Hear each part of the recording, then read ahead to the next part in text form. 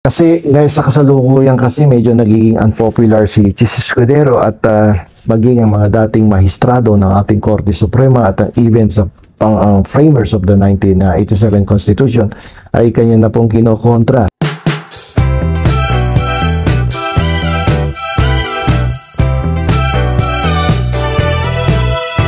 Ngayon pong araw na ito ay ating pong pag-uusapan at hihimayin natin kung ano ba ang naaangkop na batas pagdating dito sa palitan o rigudon, no? Palitan ng leadership sa Senado. Sapagkat nakarinig po tayo ng usap-usapan na ito pong dating Senate President na si Mig Zubiri ay nagbibigay na ng suggestion na dapat na daw palitan ang incumbent Senate President na si Chis Escudero.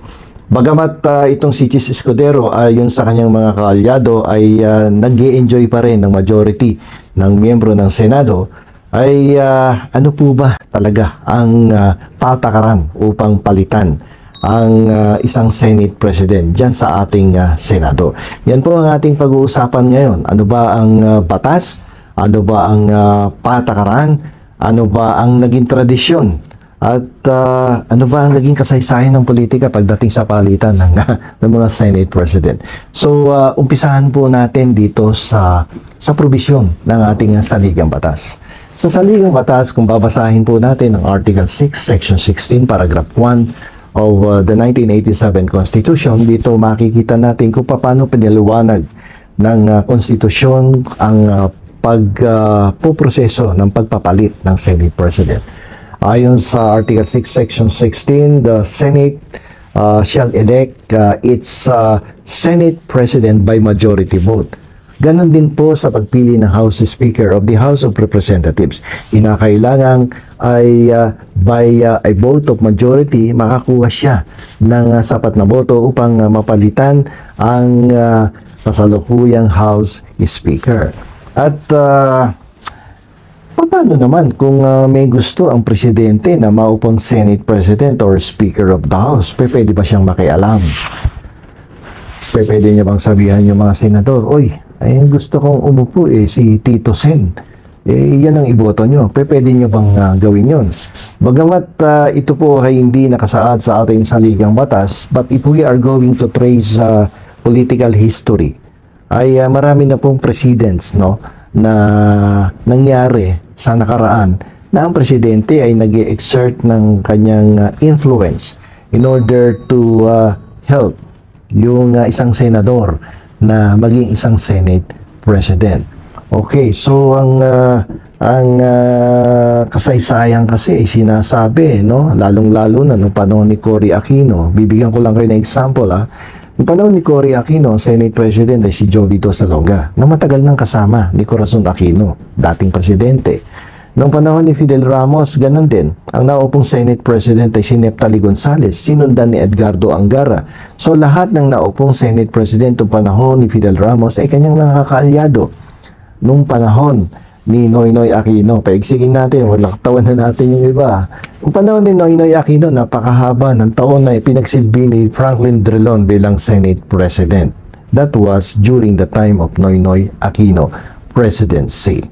So napaka-importante na ang Senate President ay kaalyado at nagkakaroon ng close cooperation with the Office of the President. Otherwise, madaming mababalam na mga economic programs.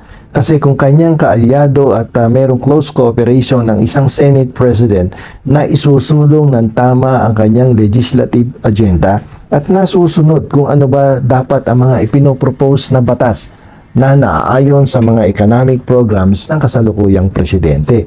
At nang sa ganon ay magiging smooth ang takbo ng pagpapatupad ng batas at ng different economic programs ng kasalukuyang administrasyon. Kasi kung hadlang palagi at hindi mo kaalyado ang Senate President, ay magkakaroon ng problema sa pagpapatupad ng mga economic programs. At isang magandang ehemplo ay nangyayari sa ating bansa ngayon. Nagkaroon ng impeachment complaint, transmission of the complaint to the Senate of the Philippines last February 5, 2025. But instead of conducting a trial immediately after it was transmitted to the Senate, ay nagka-delay ang impeachment trial. at sa mata ng mga foreign investors at even domestic investors ay sila ay naniniwala na hindi stable ang katayuan ng politika sa Pilipinas. And basic is the rule that if there is political instability, wala pong economic stability. At pag ganon, apektado ang lahat ng mamamayan. No? Ang ating pamumuhay hindi masyadong uusad pataas sapagkat mismo ang ating mga political leaders ay hindi nagkakasundo upang ipatupad ng mabilisan, agaran, epektibo ang lahat ng economic programs na inilatag ng ating Pangulo. Kahit ano ang kagustuhang magagandang programang gustong ipatupad ng ating Pangulo ay magkakaroon ng problema pag ganyan na sitwasyon sa ating Senado. So, sana tapos na yan February, 6 months ago. Kung natapos na yan, di libre-libre na tayo. At kung walang kasalanan, acquitted. Kung may kasalanan, i-convict mo. Ganun lang makasimple. Bakit mo dinilay ng dinilay? At ayon yung ipakitang ebidensya laban sa nasasakdal. So, balik tayo. May impluensya ba? May kapangyarihan ba? May pribilehiyo ba ang presidente na sabihin, ito ang aking Senate President na dapat maupo bago ako mag-deliver ng aking State of the Nation address? Yan. So, wala pong karapatan ang ating Pangulo na siyang magdikta kung sino ang dapat maging Senate President. At dahil nga sinasabi nga sa Article 6 na ang ating Senado shall elect its Senate President by majority vote at ganun din sa House of Representatives. And din sa kaso kasi ni Avellino versus Cuenco, sinabi ng ating Korte Suprema na merong otonomiya ang Senado, kapangyarihan na pumili ng kanyang Senate President nang walang interference, walang intervention, walang pakikialam from other branches of the government katulad ng executive at ng judiciary.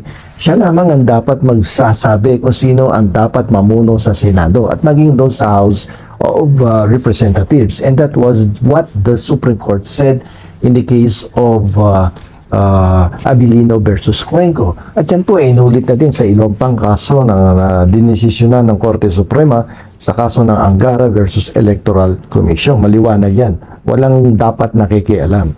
Pero kung ibabase po natin sa kasaysayan ng politika, hindi naman po talaga tunay na nangyayari yan na strictly implement mo ang ganyang mga patakaran.